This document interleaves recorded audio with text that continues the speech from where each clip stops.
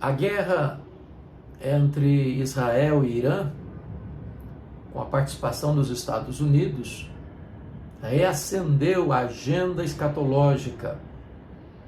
E muitas pessoas têm falado sobre os sinais da segunda vinda de Cristo. Este é um assunto extremamente importante. Até porque a segunda vinda de Cristo é a acrópole da nossa esperança, é o pináculo da nossa fé, é a consumação da nossa redenção. A verdade inconteste da segunda vinda de Cristo faz parte da esperança do povo de Deus ao longo dos séculos. Há mais profecias na Bíblia sobre a sua segunda vinda do que sobre a sua primeira vinda. Como todos os sinais da primeira vinda se cumpriram e de forma literal, certamente as profecias sobre a segunda vinda se cumpriram, estão se cumprindo e cumprir-se-ão rigorosa e literalmente. Jesus não nos permitiu marcar datas. Este dia é da economia do Pai. Entretanto, alertou-nos de que deveríamos estar prevenidos, preparados, vigilantes, e deu-nos sinais, como placas de sinalização, apontando então para a sua segunda vinda. No seu sermão profético relatado em Mateus 24, Jesus nos dá vários sinais que antecederão a sua segunda vinda. Ele foi abordado pelos seus discípulos, admirados com a construção do templo, dizendo: Jesus, vede que pedras, que construções, que monumento, que arquitetura. E Jesus disse: não ficará pedra sobre pedra. Então, quando chegaram no Monte das Oliveiras, perguntaram a Jesus: quando sucederá isto? Ou seja, a invasão de Tito Flávio no ano 70, destruindo a cidade de Jerusalém e promovendo a diáspora dos judeus. E a pergunta é dupla, porque perguntaram: e quais sinais da tua vinda e da consumação dos séculos? Então Jesus vai elencar no seu sermão profético vários sinais que nos apontam para a sua segunda vinda. E eu quero então, baseado em Mateus 24, trazer à sua memória esclarecida alguns desses sinais. E o primeiro deles está relatado no versículo 4 de Mateus 24. Jesus disse: vede que ninguém vos engane. O engano religioso é uma realidade nos nossos dias, talvez mais do que em priscas eras. Li um livro recentemente de um sociólogo brasileiro, onde, fruto da sua pesquisa, ele identificou mais de 104 mil CNPJs de igrejas diferentes. Todos os dias surgem novas igrejas, novas religiões, novas seitas, com novas doutrinas. E certamente tantas dessas novas doutrinas enviesadas na contramão da palavra de Deus levam o povo ao engano, conduz o povo pelos descaminhos da heterodoxia, do misticismo, do sincretismo, do ceticismo, da incredulidade ou da credulidade infantil. E este engano religioso é o primeiro sinal que o Senhor Jesus Cristo deu para alertar-nos sobre a sua segunda vinda. O segundo sinal que Jesus aponta está no versículo 6. Certamente, disse Jesus, certamente ouvireis falar de guerras e rumores de guerras, reino contra reino, nação contra nação. O mundo hoje é um barril de pólvoras. A paz estabelecida é a paz do medo. Já em 1985, Mikhail Gorbachev, no seu livro Perestroika, afirmou que uma terceira guerra mundial não haveria vencedores e nem vencidos, uma vez que o arsenal que se tem hoje daria para destruir o nosso planeta 27 vezes. Nós estamos aí diante de um clima tenso, porque há grandes potências econômicas, militares, com forte armamento nuclear nos diversos polos. Então, se for para um lado, você tem potências e superpotências, se for para o outro lado, você tem superpotências, e nós vivemos aí nessa grande tensão de uma guerra nuclear, de armas atômicas, de riscos iminentes, de perigos reais, de destruição e até de autodestruição. E Jesus diz que certamente nós ouviríamos falar de guerras e rumores de guerras. Só no século passado, nós tivemos 2 grandes guerras mundiais, 1914, 1918, 30 milhões de pessoas morreram na Primeira Guerra Mundial. 1939, 1945, 60 milhões de pessoas morreram na Segunda Guerra Mundial. E o mundo não pacificou, apesar das atrocidades. E o mundo não melhorou, apesar dos prejuízos. Nós vivemos hoje numa realidade em que se investe mais em armamentos de guerra do que em quaisquer outras formas ou agendas ou pautas de um governo. Mas em terceiro lugar, versículo de número 7, Jesus falou que haverá fomes e terremotos em vários lugares.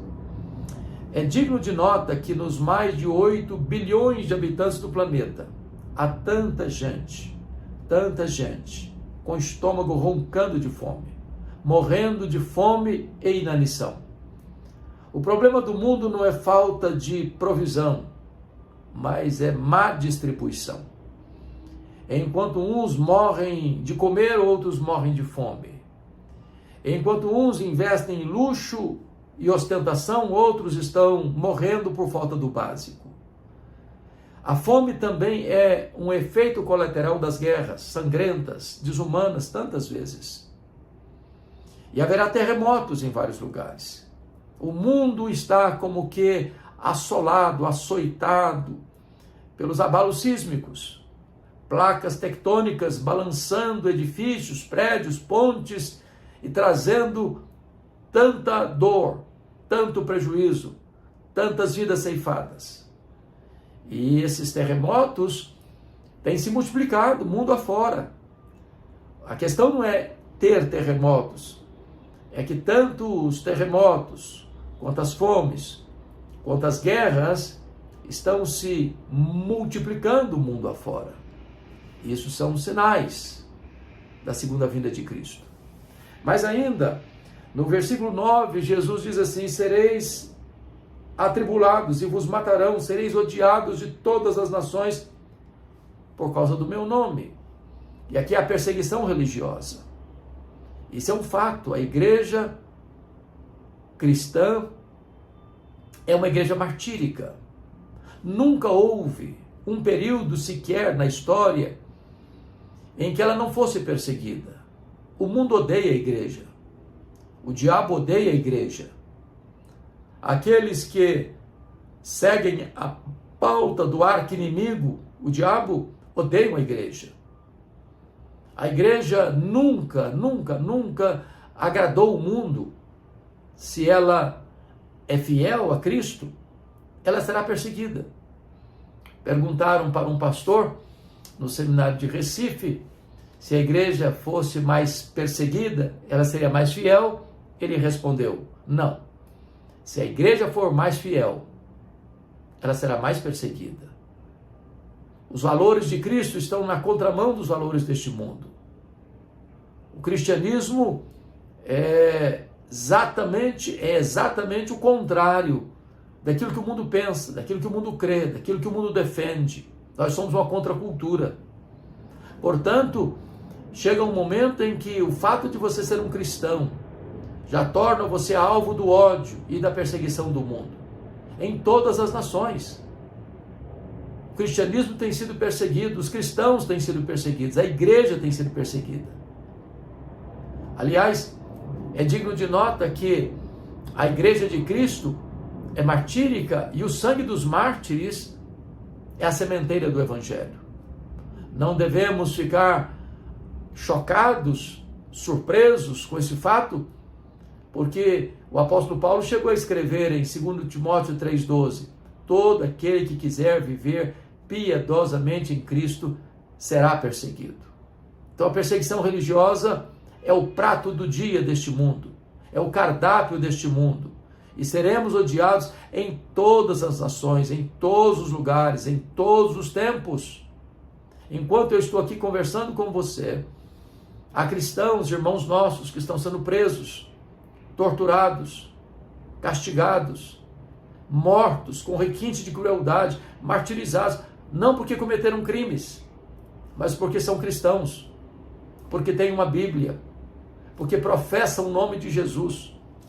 Assim como lá na igreja primitiva, os cristãos eram queimados vivos, eram crucificados, eram jogados às feras, simplesmente pelo fato de confessarem que Jesus Cristo é o Senhor. Mas ainda, o versículo de número 12, um outro sinal: e por se multiplicar a iniquidade, o amor de quase todos se esfriará. Nós estamos vivendo num mundo de grandes conquistas científicas, de grandes avanços tecnológicos. Nós temos hoje a capacidade de empacotar na cabeça de um alfinete todos os dados genéticos dos mais de 8 bilhões de habitantes do planeta. Falamos hoje da nanotecnologia, falamos hoje das aeronaves de guerra tão potentes, tão poderosas, que valem muito, muito, muito mais do que a mais excelente das aeronaves que transportam passageiros. Nós temos hoje um avanço extraordinário na medicina, na comunicação, agora com a inteligência artificial, tantas coisas exponenciais, espetaculares. E aliás, lá no livro de Daniel, nos é informado que o saber se multiplicará como um sinal da segunda vinda de Cristo. Estamos vivendo isso. Agora, não avançamos na área moral. Não avançamos. Ao contrário, regredimos. O homem hoje é um gigante na ciência, um nanico na vida moral. É a degradação. São as pessoas sucumbindo às drogas. São as pessoas se entregando à embriaguez. São as pessoas se entregando à prostituição. São as pessoas vivendo uma vida completamente às avessas. Não apenas na tolerância do erro e do mal, mas numa inversão de valores, chamando o doce de amargo, o amargo de doce, luz de trevas e trevas de luz. É uma inversão de valores que nós estamos vivendo no mundo de hoje. E isso é um sinal eloquente da próxima, breve volta do Senhor Jesus Cristo. Foi Ele que nos alertou sobre isso, que por se multiplicar a iniquidade, o amor se esfriaria de quase todos. Então vivemos numa sociedade hedonista, consumista, materialista, hedonista, que olha para o seu umbigo, que não se importa com o próximo. Às vezes oprime ainda o próximo, o forte prevalecendo sobre o fraco, o culpado prevalecendo sobre o inocente, homens se vendendo para darem testemunhos falsos acerca do seu próximo, cortes sendo compradas, ricos e poderosos comprando sentenças a peso de ouro. E desta maneira a violência prevalece nas altas rodas do poder, nas grandes transações comerciais, no comércio internacional, em todas as frentes, em todas as áreas, em todos os setores da sociedade, vemos a marca da violência, da corrupção, da maldade, da iniquidade prosperando. Isso é um sinal eloquente da volta do Senhor Jesus Cristo. Mais ainda, versículo 14: e o evangelho do reino será pregado por todo o mundo, para testemunha a todas as nações, então virá o fim. Vemos aqui um outro sinal da segunda vinda de Cristo, que é a pregação do evangelho por todo o mundo. E eu quero destacar aqui um ponto muito importante. É que, com o advento da internet, nós vemos o avanço desta agenda missionária da igreja. Porque hoje você está falando da sua própria casa, como eu estou fazendo aqui agora, da minha própria casa. E esse vídeo vai subir para uma plataforma de YouTube. E esse vídeo vai ser visto por pessoas, milhares e milhares e milhares de pessoas, não só no Brasil, mas mundo afora. Hoje você pode postar uma mensagem, como tem algumas, e já tem alguns milhões de pessoas que já ouviram, que já assistiram. Então, você pode estar pregando na sua comunidade, na sua igreja, na sua casa, no seu escritório, no seu estúdio. E esta mensagem alcançar centenas de nações.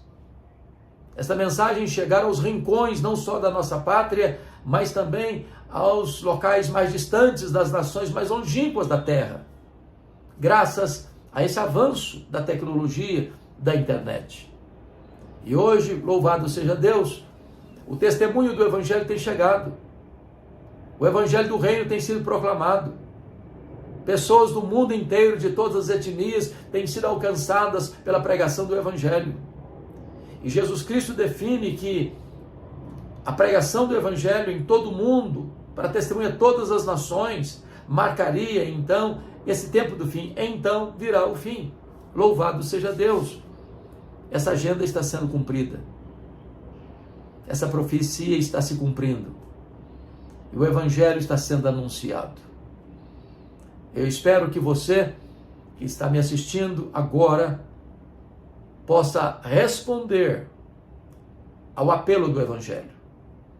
E o apelo do Evangelho é: arrependei-vos e crede. Arrependei-vos e crede no Senhor Jesus. Porque todo aquele que crê e for batizado será salvo. Mas o que não crê já está condenado. Precisamos erguer os nossos olhos e ver os sinais eloquentes da segunda vinda de Cristo. Mas ainda, você vai encontrar no versículo 15, onde ele vai falar do abominável, da desolação, que Paulo chama de o homem iníquo, o homem da iniquidade, o homem sem lei, e que o apóstolo João vai chamar de besta ou anticristo. O mundo está como que preparado para seguir a qualquer líder mundial que proponha a solução para os graves e intrincados problemas da humanidade. O anticristo não é uma entidade, é uma pessoa, é número de um homem. 666, o máximo da imperfeição e da iniquidade. O anticristo vai ser adorado por todas as nações, exceto por aqueles cujos nomes estão escritos no livro da vida. Portanto, aqueles que creram em Jesus, que nasceram de novo, que foram justificados pela fé, que foram regenerados, que foram selados com o Espírito Santo, que têm seu nome escrito no livro da vida, esses jamais se curvarão diante do anticristo. Preferirão a morte à apostasia. Mas mesmo se morrerem, são vencedores, porque venceram o diabo e os seus agentes pelo sangue do Cordeiro e pela palavra do testemunho, que é a palavra da martiria, dispostos não a amar a própria vida, mas morrer pela sua fé. Então, precisamos estar prontos e preparados para esse tempo de grande angústia. E agora, ainda, o texto nos informa, no verso 21, porque nesse tempo haverá grande tribulação, como desde o princípio do mundo até agora não tem havido, nem haverá jamais. Agora é a grande tribulação. E a Bíblia usa expressões correlatas à grande tribulação, o pouco tempo de Satanás, a manifestação do anticristo, a apostasia. São termos que representam os mesmos fatos nos mesmos tempos que precedem a segunda vinda de Cristo. A grande tribulação. Tempos difíceis, tempos angustiosos, como jamais aconteceram, como jamais haverão. E nós precisamos entender que a igreja é martírica. Ela não será poupada mas na grande tribulação. A igreja é a igreja martírica. É a igreja que será arrancada deste meio da grande tribulação. Porque quando Jesus voltar, então os mortos em Cristo ressuscitarão primeiro. Depois os que estiverem vivos serão transformados e arrebatados para encontrar o Senhor Jesus nos ares. E assim nós estaremos para sempre com o Senhor. Não precisamos temer, porque o Senhor estará conosco todos os dias, até a consumação dos séculos. Ele diz: tende bom ânimo, eu venci o mundo. Não precisamos temer o futuro, porque Ele está lá no futuro. Ele diz: eis que eu estou vivo pelos séculos dos séculos. Não precisamos temer a morte, porque Ele diz: eu estive morto, mas estou vivo pelos séculos dos séculos. Não precisamos temer o hoje, porque Ele está conosco hoje. Não precisamos temer do amanhã, porque Ele estará conosco amanhã. Ele é o nosso Deus, o nosso refúgio e a nossa fortaleza. E então, depois de todos esses sinais apontados por Jesus no seu Sermão do Monte, Ele vai descrever a sua segunda vinda. Então está escrito no verso 27, porque assim como o relâmpago sai do Oriente e se mostra no Ocidente, assim há de ser a vinda do Filho do Homem.